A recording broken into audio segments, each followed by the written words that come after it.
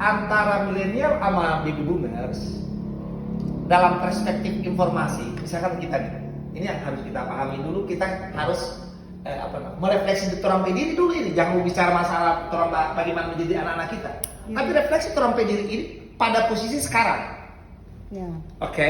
Nah ini yang saya mau, nanti kita akan tahu why, mengapa kita nggak anak kita sendiri, kenapa kita malas dia ajak kita makan, mengapa kita malas kita ajak dia tidur siang.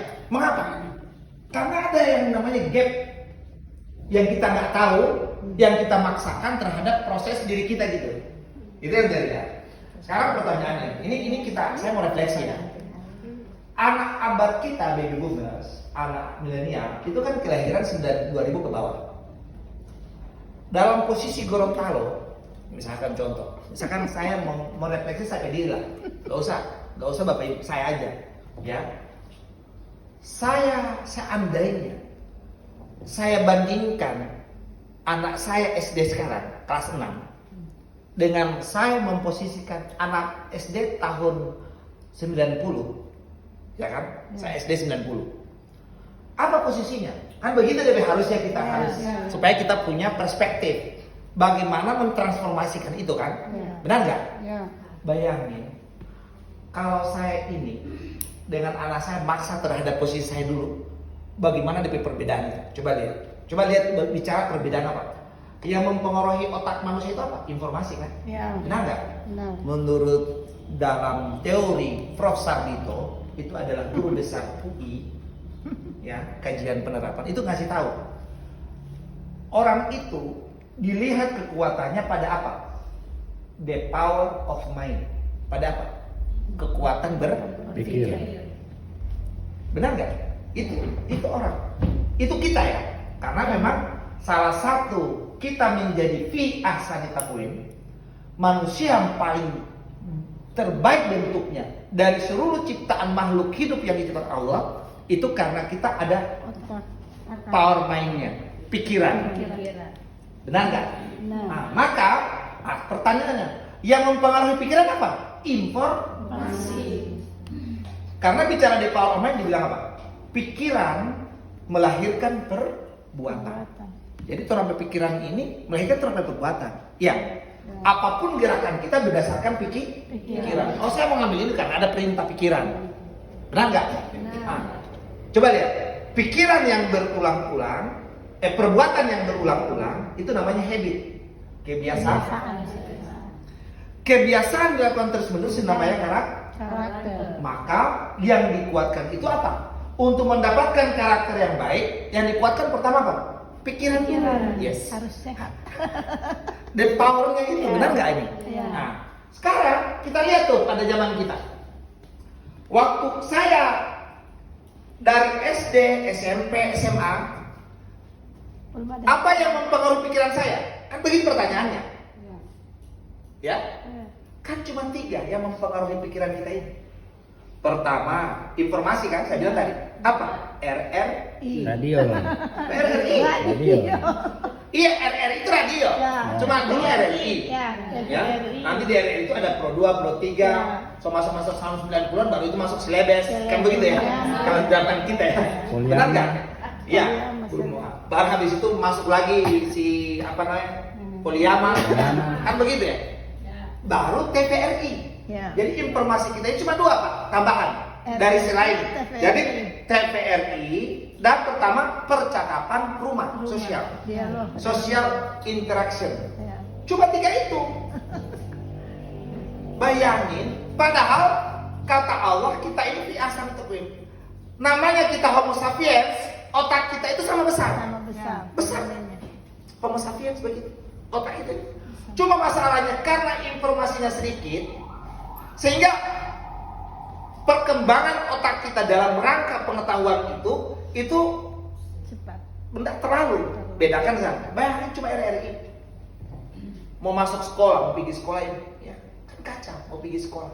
Mau pergi sekolah apa yang kita lihat, kita dengar pertama? Cuma pergi sekolah. Cuma berita kedukaan. Ibu nggak dengar apa dulu? Ya, cuma berita Cuma berita kedukaan, berita orang sakit. Kan kita jam 6 sampai sampai setengah 7 itu kan persiapan ke sekolah Pak ya. Apa yang kita dengar pertama? Berita kedukaan.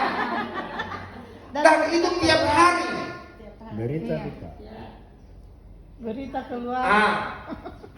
Masuk ke sekolah, apa yang kita dengar dengan teman anak? Cuma percakapan sederhana. Kalau malam ada bar main apa kan? Oh, kita main neka di sini. Cuma itu. Tidak pernah bicara game A, game B. Oh, tidak pernah circle A, circle B, tidak pernah. Cuma gitu. Iya kan? Masuk pulang sekolah tetap RRI. Dapat. Macam banyak. Tapi semuanya baik-baik. Tutur timur, sartia madangkara, butir-butir pasir di laut, saus sepuh. Itu yang kita dengarkan pada saat pulang sekolah. Maka mengapa? Karena kita begitu mendengarkan informasi yang sederhana, oleh karena itu apapun yang disuruh guru kita bisa lakukan. Hafal 5 perkalian 3, sudah gampang. Hafal ke sana 36 butir Pancasila. Hafal, benar nggak Pak? Kita nggak nolak itu. Gampang, malah kita senang. Ada boleh informasi baru. Begitu ya. Hafal ke sana ini nama-nama kabinet Repelita 3, Repelita 4, Repelita 5. Padahal itu tidak penting. Tapi karena ini adalah informasi baru, kita anggap itu menyenangkan. Oke? Lihat ya sebentar nih, Nen. Masuk hafal-hafal 27 provinsi waktu itu. Mulai dari nama gubernur sampai di ibu kota. Sekretariat. Rumah adat. Alat musik. Bayangin Pak ini. Nah, kita waktu itu senang nggak? Senang. Karena informasi baru. Oke? Bayangin kalau kita belajar IPS, belajar tentang ASEAN, ya Allah, suruh hafal itu juga Batas-batas negara. uang rupiah, lagu kebangsaan, nama presiden, nama perdana menteri, bayangin batas-batas negara. Di depan saya utara, belakang saya selatan. Begitu aja, Pak. Mata angin, arah mata angin. Jadi kita mengalami prosedur informasi karena terbatas. Kita perlu akhirnya ketika dapat informasi yang baru senang. Oke? Maka kita nggak pernah nolak. Apa yang guru? Biarpun apa guru suruh, oke, no problem, perfecto bandito. Iya kan? Kita senang aja Pak, benar nggak? Karena informasinya sedikit yang masuk. Dapat guru, alhamdulillah, biar kita paham. Asia cuma waktu itu kan cuma hanya 7 negara Asia. Sudah. Hafal semua. Padahal itu tidak penting. Coba pentingnya apa sih hafalin itu anak butir Pancasila? Hafalin nama menteri, Repelita 3, Repelita 4, Repelita 5. Ya kan? Ya kan? Tidak ada.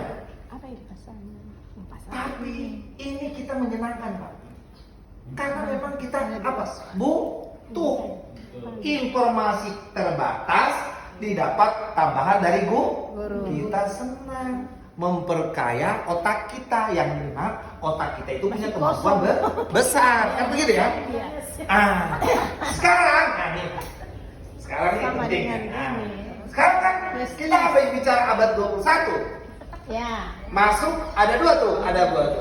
Kelahiran sampai 2010 2012 itu, dan kelahiran 2012 ke atas. Ya, yang generasi X sekarang itu. Jadi itu yang menjadi tantangan kita. Udah terbuka informasi. Maka mengapa yang dilakukan sekarang itu oleh guru-guru dalam kelas bukan mana hafal kasana ini. Definisi bola, definisi bilangan adalah nggak usah. Forward. Tetapi harus kita discuss tuh. Ini bola ini menurut pandangan kamu gimana? Dia kenapa? Dia sudah mendapatkan informasi lebih banyak. Tugas kita memfasilitasi informasi yang ada di anak-anak menjadi knowledge. Tugas kita itu. Karena apa?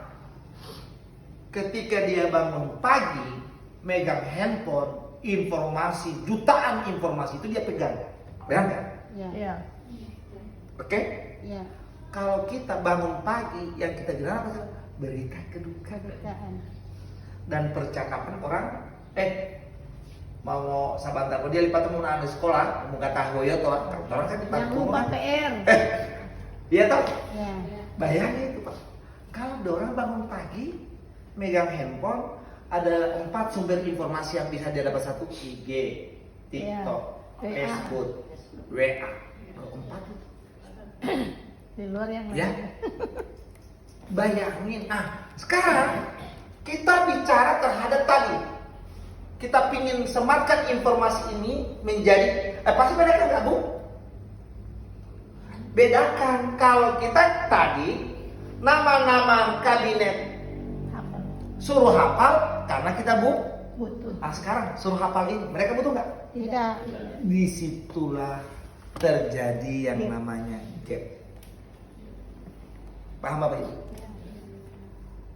Kita mengintervensi pengetahuan anak berdasarkan pemahaman kita dulu.